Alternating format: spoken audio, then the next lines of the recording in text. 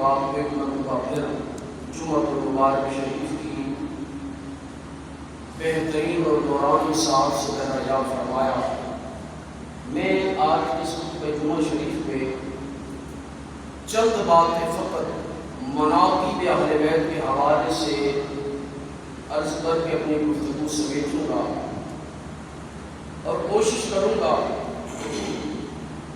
اپنی گفتگو کے ضمن میں صحابہ اور اہل بیت دونوں کو ضم کر دیا جائے، اہل بیت کا بھی ذکر ہو جائے اور ساتھ حضرات صحابہ کرام جو آسمان ہدایت کے روشن ستارے ہیں ان کا بھی ذکر ساتھ ہوتا ہے۔ میں نے قرآن مجید کی جو آیہ کریمہ تلاوت کرنے کا شرف حاصل کیا، توجہ کیجیے، اللہ نے قرآن میں فرمایا فَمَنْ حَاجَّكَ فِيهِ مِنْ بَعْدِ مَا جَاءَكَ مِنَ الْعِلْمِ، فرمایا میرے محبوب کتاب اللہ کے علم کے آ جانے کے بعد بھی اگر یہ عیسائی تم سے جھگڑا کرے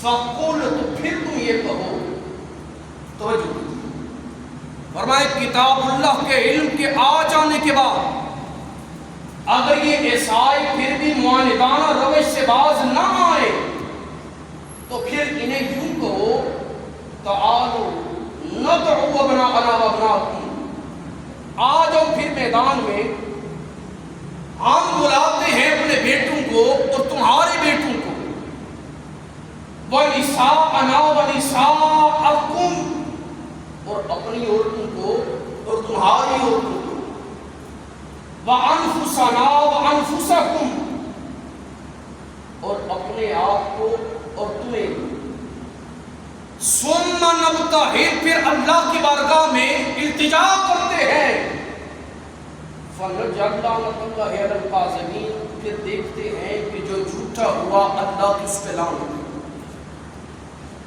اس آیہ کریمہ کا پس منظر ذرا عرض کر دوں، نجران کے عیسائی آقا علیہ السلام کی بارگاہ میں آ کر سوال کیا، یا رسول اللہ جناب عیسیٰ کے بارے میں آپ کا کیا عقیدہ ہے، کیا نظریہ ہے؟ آقا علیہ السلام نے فرمایا عیسیٰ اللہ کے بندے ہیں، اللہ کے رسول ہیں، جو کواری مریم کی طرف القاء کیے گئے، بغیر باپ کے پیدا کیے گئے۔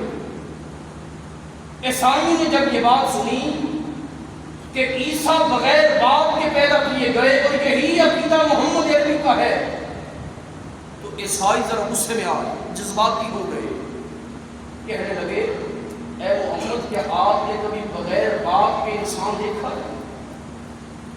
ایسا انسان کہ جس کا باپ نہ ہو، بغیر باپ کے انسان ہو، آپ نے کبھی دیکھا ہے؟ آقا نے فرمایا ارے ظالمو، یہ تو صرف بغیر باپ کی بات ہے، حضرت آدم بغیر باپ اور ماں کے پیدا کیے گئے ہیں، ان کے بارے میں تمہارا کیا عقیدہ ہے؟ عیسائی برابر آقا علیہ السلام سے جھگڑا کرتے رہے، باز نہ آئے۔ اللہ کریم نے قرآن میں وحی نازل فرمایا میرے حبیب یہ ایسے سمجھنے والے نہیں، انہیں مباہلے کا چیلنج کر دو، مناظرے کا چیلنج کر دو۔ یہاں سے لطیف نکتہ سمجھ آیا، کتاب اللہ کے علم کے آ جانے کے بعد بھی جو دلائل قرآنیہ کی روشنی میں نہ مانے اسے پھر مناظرے کا چیلنج دینا چاہیے، یہ آقا کی سنت ہے۔ اللہ نے فرمایا میرے محبوب انہیں مبالغے کا چیلنج کر دو۔ آقا علیہ السلام نے عیسائیوں کو مباہلے کا چیلنج کیا۔ عیسائیوں نے کہا ہمیں کل تک کا وقت دیجیے، اس لیے کہ ہم اپنے سب سے بڑے پادری صاحب الرائے شخص صاحب سے مشورہ کر رہے ہیں۔ آقا نے فرمایا ٹھیک ہے تو مشورہ کر لو۔ انہوں نے اپنے سب سے بڑے پادری سے مشورہ کیا،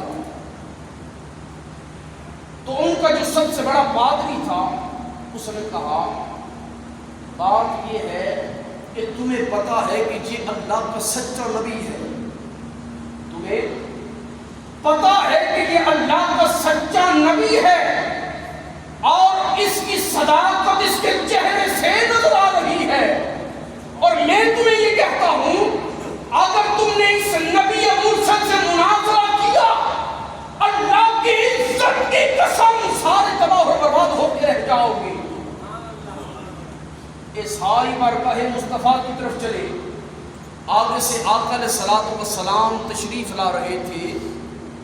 آقا نے امام حسین کو اٹھایا ہوا. آقا نے امام حسین کو اٹھایا ہوا ہے. امام حسن کی انگلی پکڑی ہوئی ہے.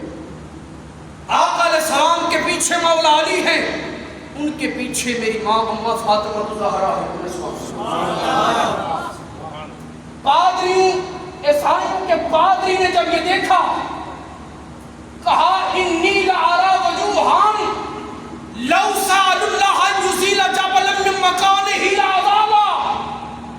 او عیسائیوں, میں نے ان چہروں پر ایسا نور دیکھا ہے, اللہ کی عزت کی قسم اگر یہ 5 مل کر اللہ کی بارگاہ میں دعا کرے اور دعا میں یہ مانگے مولا یہ سارے پہاڑ اپنی جگہ سے ہٹا دے اور ان کے ہاتھ نیچے بعد میں ہوں گے, رب ان کی دعا کی برکت کی وجہ سے پہاڑ پہلے ہٹا دے.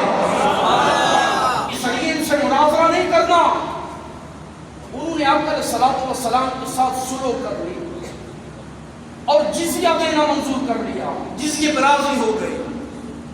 میرے کریم مصطفیٰ صلی اللہ علیہ وسلم نے اس وقت فرمایا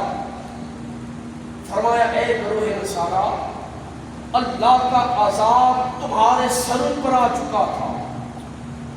اللہ کا عذاب تمہارے سروں پر آ چکا تھا, اور اگر تم مباہلہ کرتے اللہ کی عزت کی قسم تمہارے چہرے سور اور بندروں کی شکلوں کے ساتھ مسخ کر دیے جاتے, اور 1 سال کے اندر نجران پورے کا پورا روئے زمین سے ہمیشہ کے لیے نیست و نابود کر دیا جاتا. آقا نے فرمایا اگر تم عیسائی ہمارے مقابلے میں آتے 1 سال کے اندر ہمیشہ کے لیے عیسائی دنیا سے ختم ہو جاتے. علماء فرماتے ہیں آیت مبارکہ میں آقا علیہ الصلوۃ والسلام جن نفوس کو لے کر نکلے اس بات کی طرف بیانہ چاہتا. آقا نے فرمایا تم نکلو اپنے بیٹوں کو لے کر, اور میں اپنے بیٹوں کو لے کر نکلتا ہوں. تم اپنی عورتیں لے کر آؤ, ہم اپنی عورتیں لاتے ہیں. تم خود بھی آؤ اور ہم بھی آتے ہیں, پھر اللہ کی بارگاہ میں دعا مانگو. آقا علیہ الصلوۃ والسلام نے جب فرمایا کہ تم اپنے بیٹوں کو لے کر آؤ, میرے مصطفیٰ نے اپنے بیٹے کسے سمجھ کر اپنے ساتھ لائے.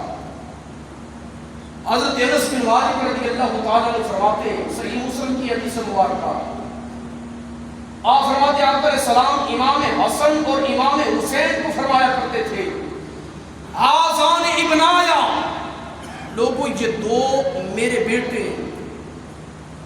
حسن اور حسین دونوں میرے بیٹے. اس لیے جب مباہلے کا وقت آیا آقا علیہ السلام انہی دونوں کو لے کر نکلے اور انہیں اپنے بیٹوں سے تشبیہ دی. فرمایا یہ میرے دونوں بیٹے. اور جہاں بات آئی عورتوں کی, آقا علیہ السلام اپنی پیاری بیٹی حضرت فاطمہ الزہرا کے ساتھ لے کر گئے. اور آگے بڑا لطیف بات, بڑی لطیف بات. آقا نے فرمایا وَأَنفُسَنَا وَأَنفُسَكُمْ, تم بھی آ جاؤ ہم بھی آتے ہیں. اب ہم لفظ کے ضمن میں مولا علی بھی آ گئے. آقا علیہ السلام نے فرمایا ہم بھی آتے ہیں. آقا نے ہم کے لفظ میں 2 ذاتوں کو شمار کیا, ایک آقا کی اپنی ذات تھی, دوسری مولا علی کی ذات تھی. آقا کو مولا علی سے اتنی محبت تھی کہ اپنی ذات میں مولا علی کو ضم کر دیا. اور میں آگے بات میں نہیں جانا چاہتا, حدیث مبارکہ ہے علی منی وَأَنَا مِنَ الْعَلِي, علی مجھ سے ہے میں علی سے ہوں. یہاں لفظ جو من ہے علماء فرماتے ہیں یہ من تبعیضیہ ہے. علی مصطفیٰ کے جسم کا بعض حصہ ہے, یہ من تبعیضیہ. تو آقا علیہ السلام نے مولا علی کو اپنی شمار 1 فرمائے، فرمائے تم آ جاؤ اور ہم بھی آتے ہیں، لیکن آنے میں جب آئے تو کون تھا؟ ایک مصطفیٰ تھے، دوسرے میرے علی تھے، علی تھے۔ اسی لیے ہم اہل السنہ والجماعہ والے جب ذکر علی کرتے ہیں تو اپنے دل کے بند دریچ کو کھول کر مولا علی کا ذکر کرتے ہیں، اس لیے کہ ذکر علی سے دلوں کو سکون ملتا ہے۔ اور آقا علیہ السلام نے فرمایا تھا علی تیری محبت کسی منافق کے سینے میں نہیں آ سکتی، اور تیری نفرت کسی مومن کے سینے میں نہیں آ سکتی۔ علماء فرماتے ہیں ذکر علی کی یہ بھی برکت ہے کہ جو ذکر علی کرتا ہے اللہ کی قسم اس کا چہرہ ہمیشہ نورانی رہتا ہے۔ اسی لیے ہم کہتے ہیں مولا علی کا ذکر کر کے ہم کیا کہتے ہیں؟ ہم کہتے ہیں کہ علی کے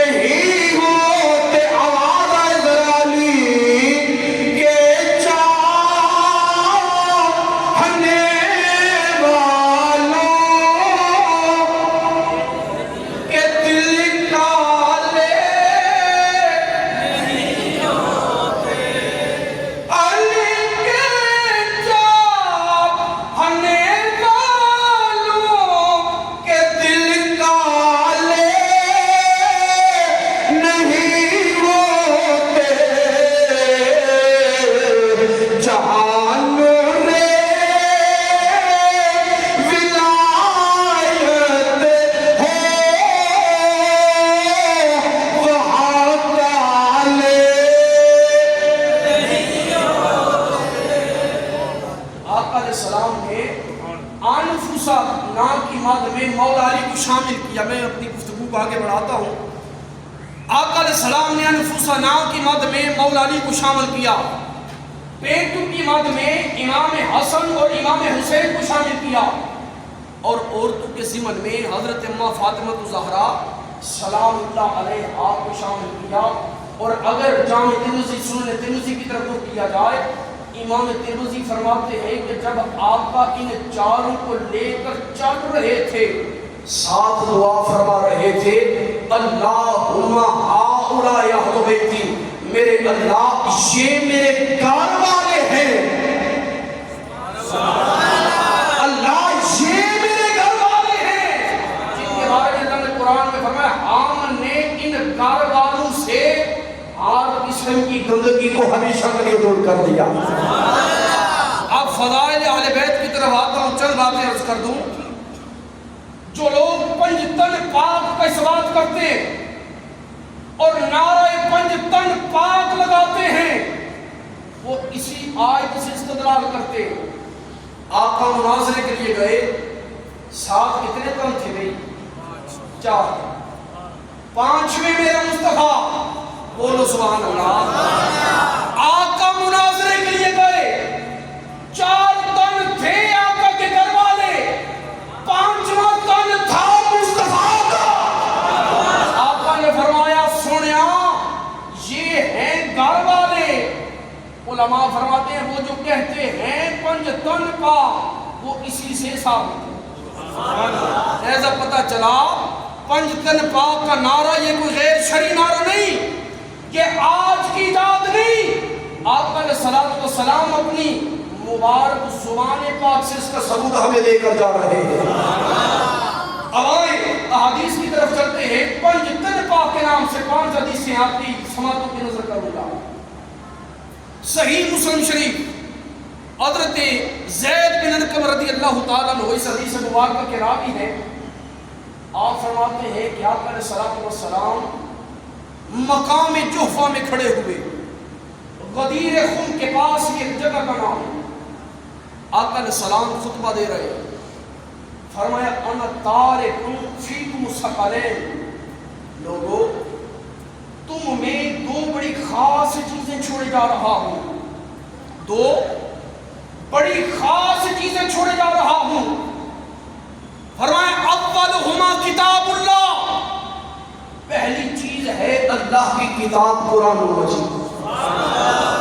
فرمایا فیہ الہدی والنور، اور اس اللہ کی پاک کتاب قرآن میں ہے کیا؟ فرمایا ہدایت بھی ہے نور بھی ہے، ہدایت بھی ہے نور بھی ہے۔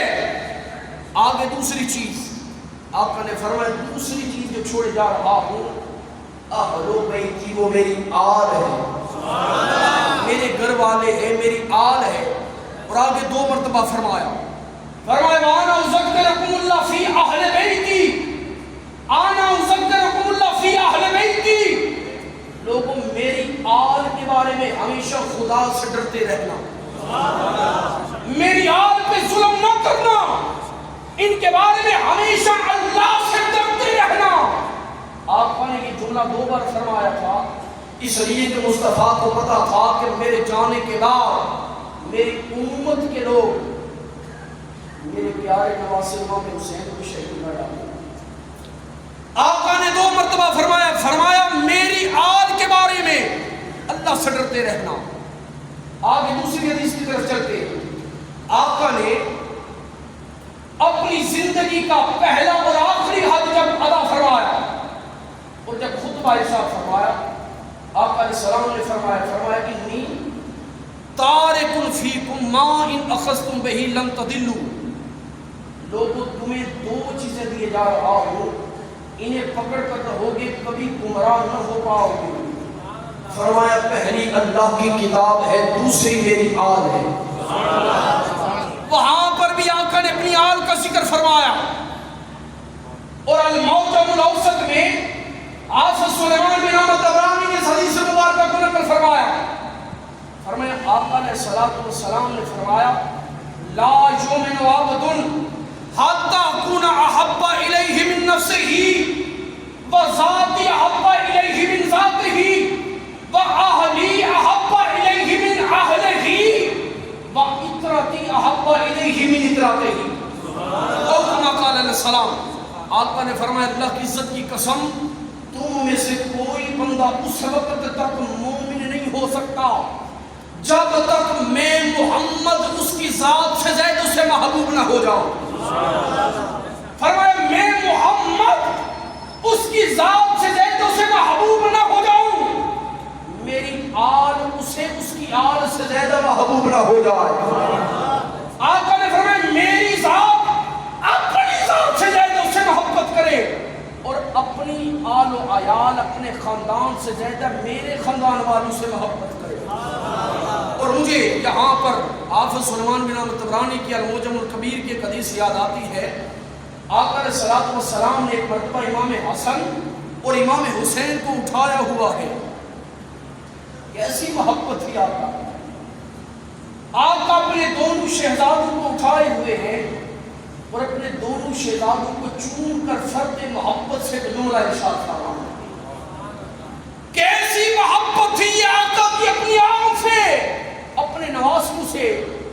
آج کے اس پرفتن دور میں بے شمار باتیں مشہور ہیں، اے جی جو دو ترمان ہوتے ہیں یہ ست پیڑ ویری ہوتے ہیں، یہ کبھی نہیں بنتے، احتیاط برتتی ہے لوگ۔ آقا علیہ السلام خود اپنے بیٹے امام حسن اور امام حسن کو بار بار چوم چوم کر بتا رہے ہیں، لوگوں ایک طرف میری اپنی بیٹے کی نسل ہو، دوسری طرف یہ ہو، جب تمہیں اختیار دیا جائے اس سے زیادہ ان سے پیار کرنا۔ یہ آقا علیہ السلام کے نواسوں کے ساتھ محبت کا ایک رشتہ ہے۔ آقا علیہ السلام دونوں کو چوم رہے ہیں، اور جملہ کیا فرمایا؟ سبحان اللہ کی آقا علیہ السلام نے فرمایا من احبنی و احب ہذین و امہما و آباہما کان معی فی درجۃ یوم القیامہ، اور کما قال علیہ السلام، آقا نے فرمایا لوگوں جو مجھ محمد سے محبت کرے اللہ کے فضل سے یہ ہم اہل سنہ و جماعت کا خاصہ ہے، ہماری سب سے زیادہ محبت اپنے تاجدار مدینہ سے ہے۔ آقا نے فرمایا کہ جو مجھ سے محبت کرے میرے ان دو شہزادوں سے محبت کرے۔ وَأَحَبَّ هَذَيْنِ، وہ دو کون تھے؟ بولے ذرا، امام حسن اور امام حسین۔ فرمایا جو مجھ سے محبت کرے اور ان دونوں سے بھی محبت کرے، اور ان کی ماں فاطمہ ان کے باپ علی سے بھی محبت کرے۔ فرمایا میں محمد زمان دیتا ہوں کل قیامت والے دن اپنا نوکر بنا کر اپنے ساتھ جنت میں لے کر جاؤں گا۔ فرمایا میں زمان دیتا ہوں کل قیامت والے دن اپنے ساتھ، حدیث کے الفاظ ہیں معی، اپنے ساتھ اپنے درجے میں محمد اسے نوکر بنا کر جنت میں ساتھ لے کر جاؤں گا۔ لیکن شرط کیا ہے؟ اس کے سینے میں 5 تن پاک کی محبت ہو، اس کے سینے میں 5 تن پاک کی محبت ہو۔ اللہ نے کیسی عظمت دے دی حسنین کریمین کو، اماں فاطمہ کو، میرے مولا علی کو۔ نبی کا یہ گھرانہ کتنی عظمت والا گھرانہ۔ مجھے اس موقع پر کسی شاعر کا شعر یاد آتا ہے کہ اللہ اللہ نبی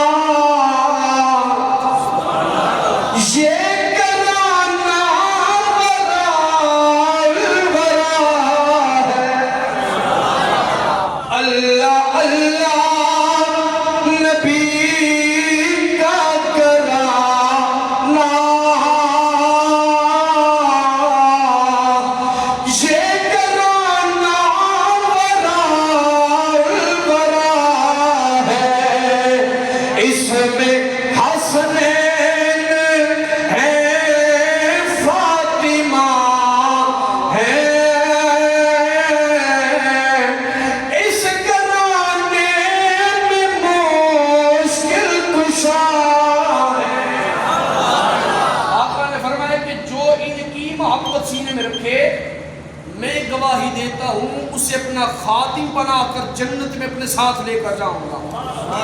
آگے بڑھئے، حضرت ابو ذر، اور اس حدیث کو ابن ماجہ نے اور حافظ ابو داؤد نے اپنی سنن میں نقل فرمایا۔ آقا علیہ الصلوۃ والسلام کے صحابی حضرت ابو ذر آپ کعبۃ اللہ شریف کا دروازہ پکڑ کر فرما رہے ہیں۔ یار بات عام ہوتی، صحابہ ویسے بیان کر دیتے، پتہ چلا کعبے کے دروازے کو پکڑ کرب کیا صحابہ کو بتانا بات بڑی خاص ہے۔ حضرت ابو ذر کعبے کے دروازے کو پکڑ کر فرما رہے ہیں، فرمائے لوگوں میں نے مصطفیٰ سے سنا ہے مثل اہل بیت فیکم کا مثل سفینۃ نوح، من رکبہا نجا ومن تخلف عنہا ہلک، او کما قال علیہ السلام۔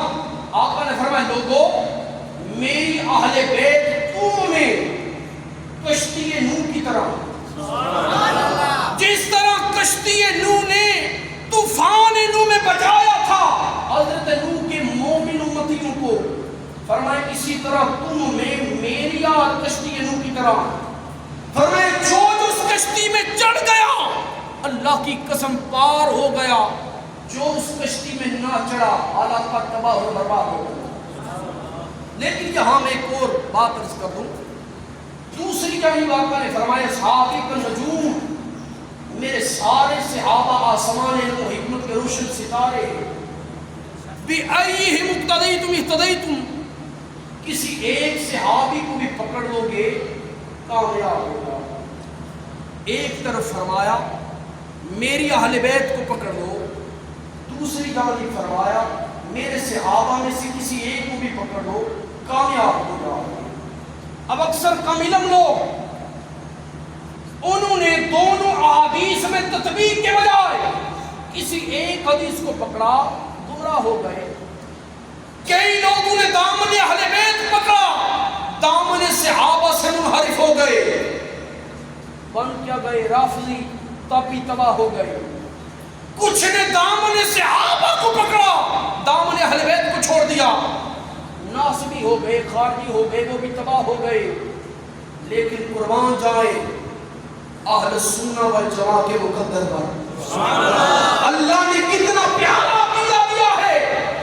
امام فخرالدین رازی فرماتے ہیں ہم اللہ کے فضل سے اہل سنہ والے محبت اہل بیت کی کشتی میں سوار ہیں, لیکن کنارے تک پہنچنے کے لیے روشنی ان ستاروں سے حاصل کر رہے ہیں.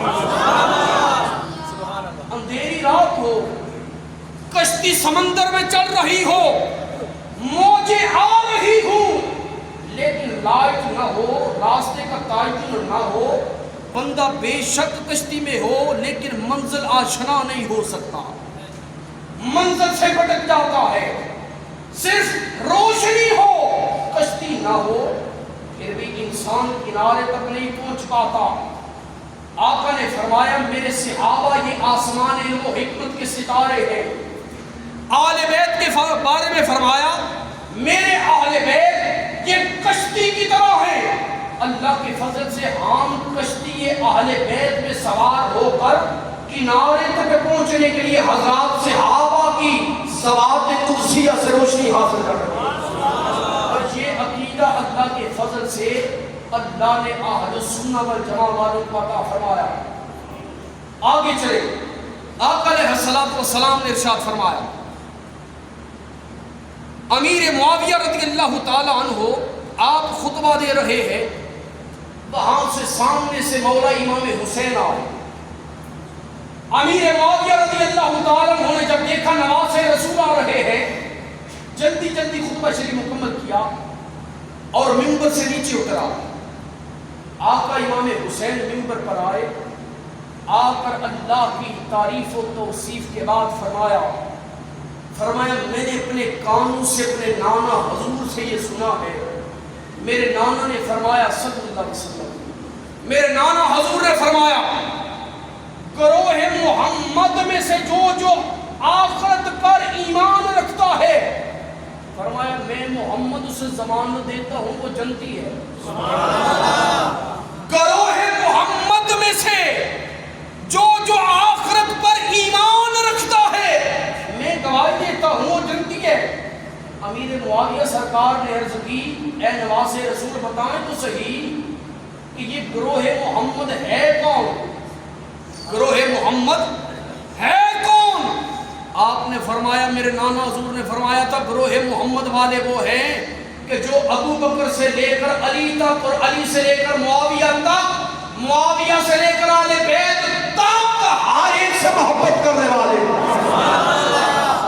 پتہ چلا ہم اہل سنہ والجماعہ والے اللہ کے فضل سے گروہ محمد ہے. اللہ نے ہمیں اتنا پیارا عقیدہ دیا ہے. اور حضرت امام عبد الوہاب شرانی علیہ رحمہ میزان الکبریٰ شریف میں لکھتے ہیں, آپ سے کسی نے پوچھا آپ آقا علیہ الصلوۃ والسلام کی آل کے افراد کو کتنا ادب کرتے ہیں؟ آپ نے فرمایا آپ چونکہ مصر کے مقیم تھے, آپ نے فرمایا کم از کم ایک سید کا ادب والی مصر کے برابر, والی مصر کے برابر, یا کم از کم مصر کے ایک قاضی کے برابر کرتا ہوں. کسی نے کہا اگر سید بے عمل ہو, آپ نے فرمایا بے عمل بے شک ہو لیکن میں نسبت فاطمی کو دیکھ کر ادب کرتا ہوں. مجھے یہاں پر ایک بات یاد آئی, غالباً حضرت سفیان رضی اللہ تعالیٰ عنہ کے ایک استاد تھے, ان کے علاقے میں ایک بے عمل سید مر گیا, فوت ہو گیا. کسی نے کہا حضرت فاتحہ کر کے نہ چلے, عمل بے شک برا ہو لیکن عقیدہ برا نہیں ہونا چاہیے. سید کا عمل برا ہونا نہیں چاہیے, لیکن عمل کے برا ہونے کی وجہ سے تعظیم سید ختم نہیں ہوتی. اس سید کا عمل برا تھا, عقیدہ ٹھیک تھا. آپ کے استاد آپ کی بارگاہ میں جب کہا گیا حضرت فاتحہ کے لیے نہ چلیں, آپ نے فرمایا بے عمل تھا اس لیے دل نہیں مانتا. رات کو سوئے قسمت کا ستارہ جاگا، خواب میں مصطفیٰ کریم کی زیارت نصیب ہوئی، ساتھ میں اماں فاطمہ زہرا بھی آئی۔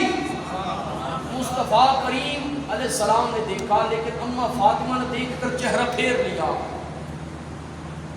تو اللہ کا وہ ولی رونے لگا، کہا مائی صاحبہ کیا غلطی ہو گئی؟ کہا کیا ہمارے بیٹی کی تعظیم کے لیے ہماری عزت کافی نہ تھی؟ ہماری نسبت کافی نہ تھی؟ میری ذات کافی نہ تھی جو میری نسبت کی وجہ سے تو میرے بیٹے کی عزت کر لیتا؟ اللہ کے اس ولی کا اس کے بعد یہ معمول بن گیا، سید ہو نوبت جب تک اس کے عمل کی حد کفر تک نہ پہنچے، اس اللہ کے ولی کا یہ اصول تھا، ہمیشہ سید زادے کا احترام آخری حد تک کیا جاتا۔ محرم الحرام شریف کا یہ مبارک مہینہ بھی ہمیں یہی درس دیتا، اللہ کے محبوب کی مبارک آل کے دامن کے ساتھ ہم سارے وابستہ ہو جائیں، اس آل کی محبت کی کشتی میں سوار ہو جائیں، اس آل کی جو دامن وفا ہے اس کے ساتھ وابستہ ہو جائیں، آقا علیہ الصلوۃ والسلام کی آل کے دامن کو مضبوطی سے تھام لیں، تب کہیں جا کر میرا اور آپ کا بیڑا پار ہو سکتا ہے۔ میں مبارکباد دیتا ہوں اس مسجد کی انتظامیہ کے جمیع اراکین، بالخصوص حاجی اعظم صاحب، حاجی زبار صاحب، حاجی سکندر صاحب، بڑے اچھے انداز میں اور بحسن